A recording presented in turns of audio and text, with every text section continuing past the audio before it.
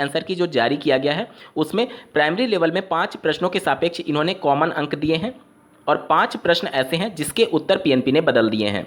बावजूद इसके अभी भी कई ऐसे प्रश्न हैं जिस पर अभ्यर्थियों को भविष्य में कॉमन नंबर मिलेगा। कौन से हैं वो प्रश्न, इसके बारे में बात करेंगे और साथ ही साथ किन प्रश्नों का उत्तर जिन्होंने पीएनपी ने बदला है और जिस पर कॉमन अंक दिए गए हैं उस पर विवाद बन सकता है माननीय कोर्ट में। अंत तक जरूर जुड़े रहिएगा इस वीडियो के साथ बिना किसी पार्ट को स्किप किए हुए। नमस्कार दोस्तों, मेरा नाम है नीरज और आप देख रहे हैं कैरियर बिट यूट्यूब चैनल। अगर आप इस चैनल पर पहली बार विजिट कर रहे हैं तो इसको सब्सक्राइब करते हुए बेल आइकन को प्रेस करना ना भूलें।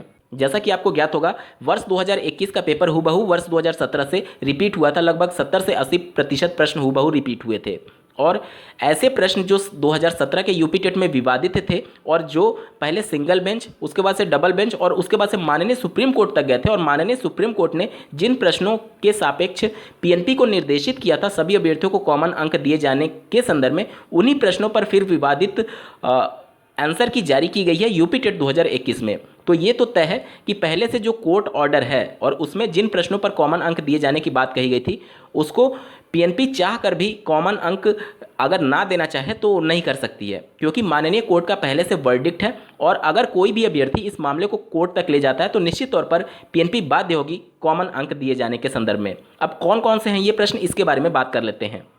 स्क्रीन पर आप माननीय सुप्रीम कोर्ट का कोर्ट ऑर्डर देख पा रहे हैं जो कि यूपी टेट 2017 के संदर्भ में वर्ष 2019 में जारी किया गया था। आप स्क्रीन पर देखिए, this court has examined the report in regard of 16 questions referred to the subject experts.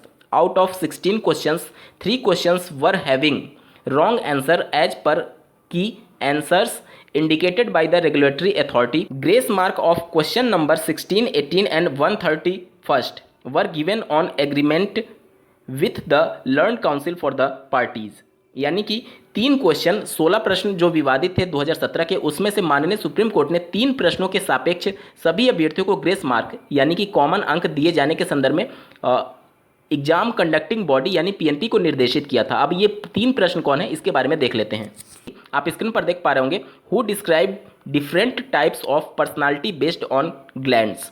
ये प्रश्न इस बार भी रिपीट हुआ है जिसमें पीएनपी ने जो बाद में आंसर की जारी किया उसमें उन्होंने क्रेसमर और कैनन दोनों को सही मान लिया था, लेकिन अभी जो यूपी टेट 2021 में रिवाइज्ड आंसर की जारी की गई है इसमें भी एक ही उत्तर को पीएनपी ने सही माना है, जबकि वर्ष 2017 के आंसर की में उन्होंने 2 विकल्पों को सही माना था। तो ये एक विवादित प्रश्न है और माननीय सुप्रीम कोर्ट के माध्यम से इसमें कॉमन अंक देने की बात कही गई थी। हालांकि पीएनपी ने 2 उत्तरों को सही मान लिया था।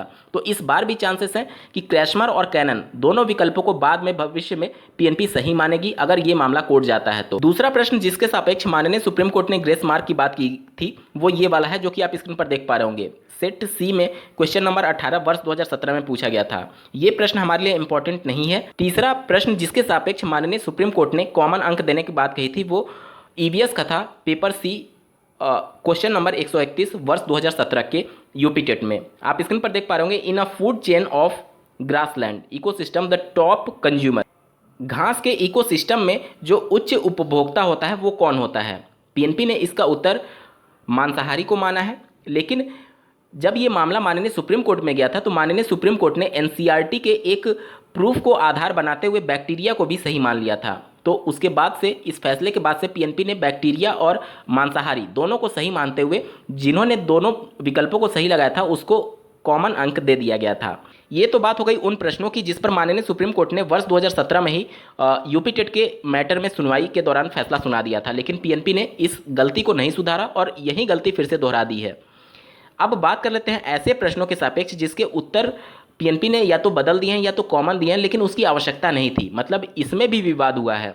आप स्क्रीन पर जो प्रश्न देख पा रहे होंगे एमपीपीआई परीक्षण वाला, इसमें जो विकल्प था वो सही था, बस इनके द्वारा मिसप्रिंट हुआ था, इसकी वजह से अभ्यर्थियों को कॉमन अंक दिया गया है। इस प्रश्न में एमपीपीआई नहीं होकर के एमएमपीआई होता है।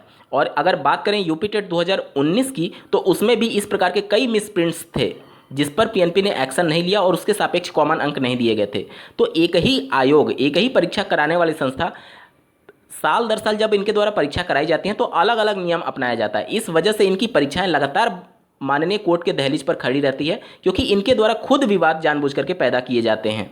दूसरा विवाद अभ्यर्थियों के मन में इस प्रश्न को लेकर भी है, क्योंकि किसी मनोवैज्ञानिक विशेष के बारे में नहीं पूछा गया था कि इनके द्वारा शैशवकाल का समय क्या है, तो यहाँ पर बहुत ज़्यादा चांसेस थे कि पीएनपी दो विकल्पों को सही मान सकती थी। हालांकि एनसीईआरटी की बात की जाए तो वो ऑप्शन नंबर 1 को सही मानती है, जो कि पीएनपी ने रिवाइज्ड आंसर की में कर दिया है। पहले इनके द्वारा जो आंसर माना गया था वो ऑप्शन नंबर 4 जन्म से 6 वर्ष तक को माना गया था। इस प्रश्न के सापेक्ष भी अभ्यर्थियों को कॉमन अंक दिया गया है, जो कि एक विवाद को जन्म देगा, क्योंकि इस प्रश्न में मेटाफर के एग्जाम्पल को पूछा गया था, जो कि पहले जो पीएनपी ने इस प्रश्न का उत्तर ऑप्शन नंबर 2 माना था वो बिल्कुल सही था। He is a big donkey, ये मेटाफर का एग्जाम्पल है। लेकिन इस प्रश्न के सापेक्ष पीएनपी ने सभी अभ्यर्थियों को कॉमन अंक दिया है, जिसकी आवश्यकता ही नहीं थी, क्योंकि ये प्रश्न सही था। कॉमन अंक देने की कोई भी जरूरत नहीं थी। भविष्य में इस प्रश्न को लेकर भी विवाद जरूर होगा।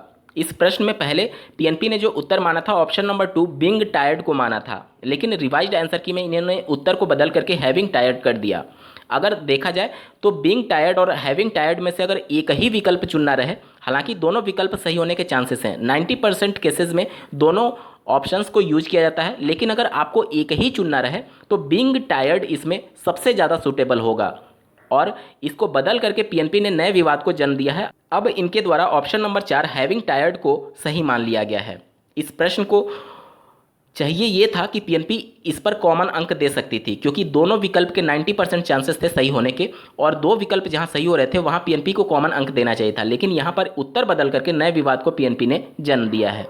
इस प्रश्न के सापेक्ष पीएनपी ने सभी अभ्यर्थियों को कॉमन अंक दिया है। यहाँ पर फिगर ऑफ स्पीच को फाइंड करना था। यहाँ पर जो मृत्यु है, डेथ है, उसको एक व्यक्ति विशेष के तौर पर दिखाया गया है, और जब भी किसी निर्जीव चीज़ को व्यक्ति के तौर पर दिखाया जाता है तो वहाँ पर personification he figure of speech होता है। तो इस हिसाब से ये प्रश्न बिल्कुल सही था, लेकिन पीएनपी ने पहले जो उत्तर जारी किया था, पहला जो आंसर की जारी किया था, उसमें पर्सोनिफिकेशन को सही माना था, लेकिन रिवाइज्ड आंसर की में इस प्रश्न के सापेक्ष उन्होंने कॉमन अंक दिया है, जो कि नए विवाद को जन्म देगा, क्योंकि यहाँ पर कॉमन अंक होने की आवश्यकता ही नहीं थी। ये प्रश्न बिल्कुल सही था, पर्सोनिफिकेशन इसका विकल्प बिल्कुल सही उत्तर था। अब अगर यूपी टेट 2021 का मामला फिर से माननीय कोर्ट के दहलीज पर जाता है तो इसमें कोई आश्चर्य की बात नहीं होनी चाहिए, क्योंकि पीएनपी ने रिवाइज्ड आंसर की में इतने लूप होल्स छोड़ रखे हैं जो कि इस पूरे रिवाइज्ड आंसर को ही विवादित बना देता है। और निश्चित तौर पर जिसके अधिकारों का हनन हो रहा होगा, 1-2 नंबर से जिसका रिजल्ट रुक रहा होगा, निश्चित तौर पर वो माननीय कोर्ट जरूर जाएंगे अपने 1-2 नंबर के लिए, क्योंकि कई ऐसे प्रश्न हैं जिस पर कॉमन अंक की आवश्यकता नहीं थी, और कई ऐसे भी प्रश्न हैं जिस पर कॉमन अंक की आवश्यकता थी जिस पर उस पर नहीं दिए गए, और 2 प्रश्न जिस पर माननीय सुप्रीम कोर्ट ने वर्ष 2017 के यूपी टेट में अभ्यर्थियों को कॉमन अंक देने के लिए पीएनपी को कहा था और पीएनपी ने 2 विकल्प सही मान लिए थे, उन सभी विवादित प्रश्नों को भी पीएनपी ने यूपी टेट 2021 में सुधार नहीं किया है और एक ही विकल्प को सही माना है। तो इस वजह से बहुत ज़्यादा चांसेस हैं कि वो दोनों केस जिस पर माननीय सुप्रीम कोर्ट ने फैसला दिया था उसमें पीएनपी फिर से भविष्य में कुछ चेंजेस कर सकती है, अगर ये मामले कोर्ट में जाते हैं तो। इस वीडियो को देखने के लिए आपका बहुत बहुत धन्यवाद। भगवान करे आपका दिन शुभ हो।